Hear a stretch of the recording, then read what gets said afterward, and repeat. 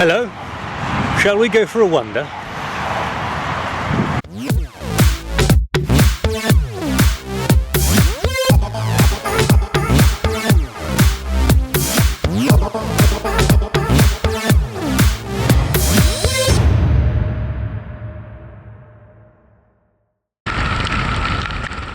With a very wet departure from Andorra, we crossed the border into France and eventually waved goodbye to the Pyrenees. Bye bye Pyrenees. Hopefully it's a bit flatter than what it's been and less rainy as well.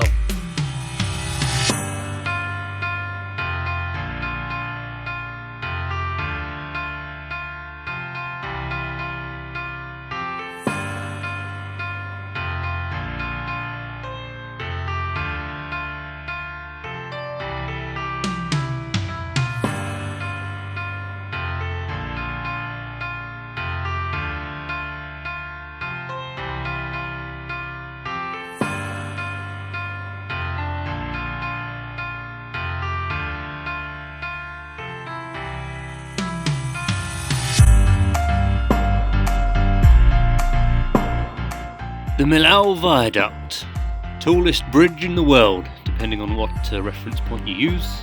It crosses over the Tam Valley, bypassing the nearby town of Millau. The nearby services gives a fantastic view of the bridge. The best time to see the bridge is in autumn, when the valley fills up with fog apparently, and causes the bridge to look like it's floating in mid-air.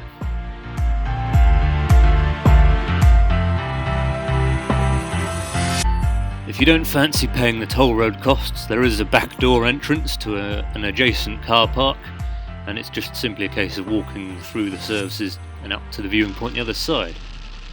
I was happy to pay the toll road cost, however. It was about €4.70 I think, and after we crossed the bridge, there's one final look back across the valley and hop back on the bike and off we go.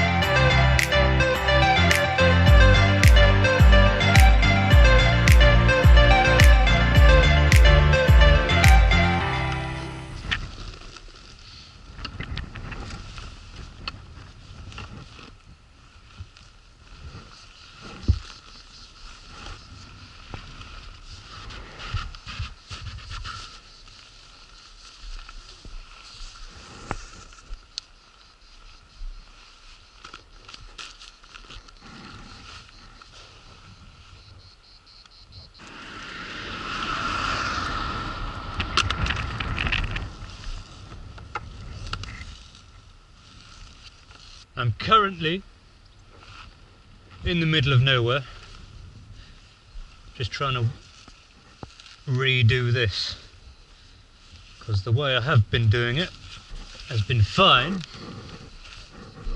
apart from the tension in the straps wants to pull all the bags down into the seat, which unfortunately is where I want to sit.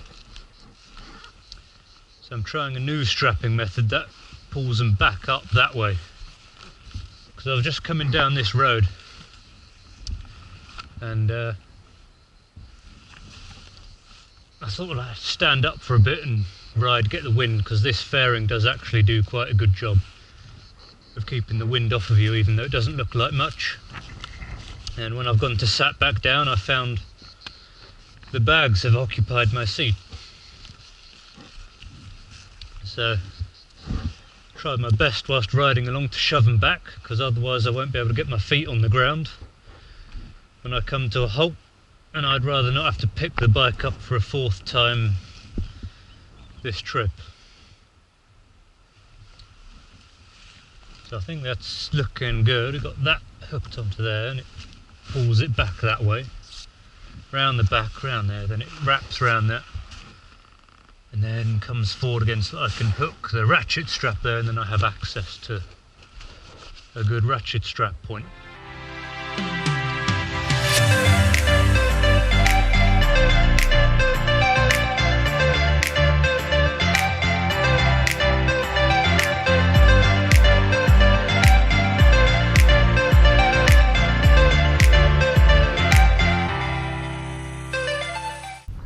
Morning, very early in the morning. Currently now in France, on my way to some Roman ruins, the first one being Pont du Gard, which is a Roman aqueduct, this being the tallest example of the lot, just over there. As you can see, it's pretty well intact and undamaged, and the main reason why it survived so well is because it did have a secondary function back in the day as a toll road. So even when it stopped transporting water, it could still transport vehicles and whatnot. So this aqueduct took water from a spring 31 miles away and then transported it all the way down to the nearby city or town, whatever you want to call it, of Nimes or Nimes. However it's pronounced, don't ask me, I can't do place name pronunciations in the UK properly, so don't ask me to pronounce place names in other countries, because it's not happening. Supposedly this aqueduct could transport 200,000 cubic meters of water a day, which, considering the time of its construction, that's doing pretty well. The construction method used is the multi-level stacking of arches. So we got some arches at the bottom, arches in the middle, and then small ones at the top where the actual water would have flown or flowed, however you say it, I don't know. Yes, as a building technique for bridges, it's incredibly inefficient and ludicrously expensive, which is why today, with the advancement of technology and steel and all that concrete, you don't really see it anymore because it's just not efficient. But anyway, that's Pont du Gard. On to another piece of Roman architecture now, down in the town city of Nimes, and have a look at that one. Nimes Arena, yes, the much smaller and less well-known cousin to its Roman Colosseum, but as you can see, is in much better condition, and even to this very day is still in use with rock concerts and even a couple of WWE concerts. But having taken a look around and enjoyed the view, it's time to make a move, an attempt to make our way to our next destination, but as per usual, problems keep arising.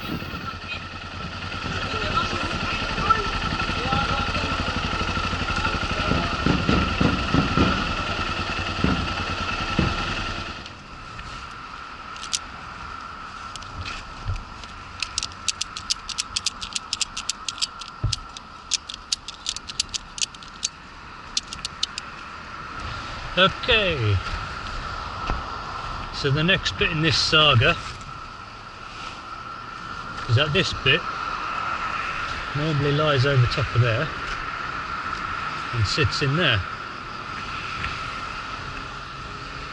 Somehow that's come undone, come out into the chain, and now I no longer have a chain guard. I need to add a chain guard to the list of things that I need to fix or replace on this bike.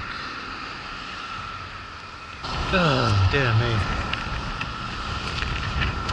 What more can go wrong in 2 weeks, eh? Somehow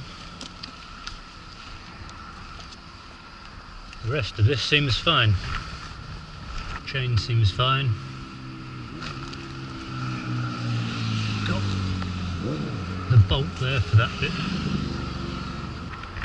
Okay, 2 bolts that I still both have. That's rather annoying. How did that come undone? Yeah. I'm going to have to neaten that up. So I won't be able to thread that through there anymore, I don't think.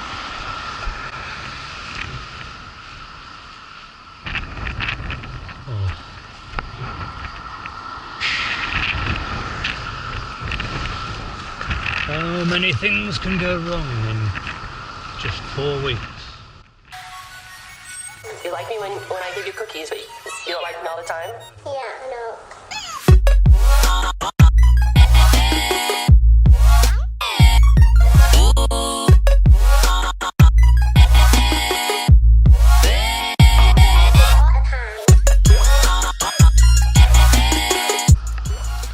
Here it comes.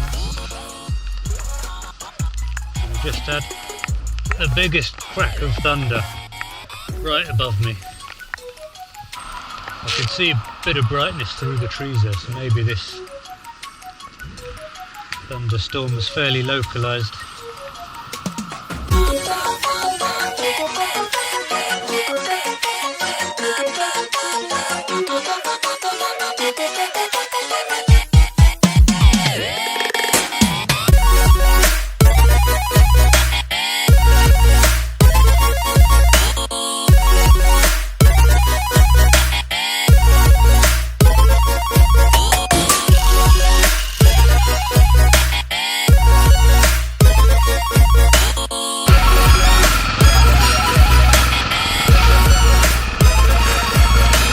After a long day's ride and a night's rest, it was time to cross the border into the small principality of Monaco. Smallest country in the world with a coastline.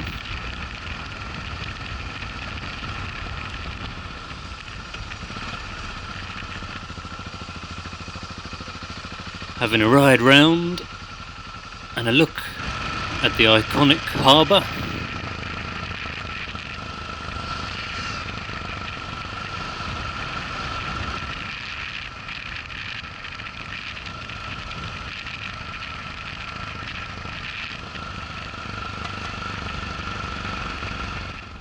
the promenade where the F1 pit lane is,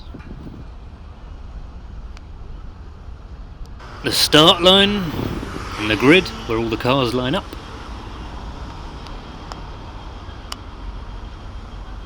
casino,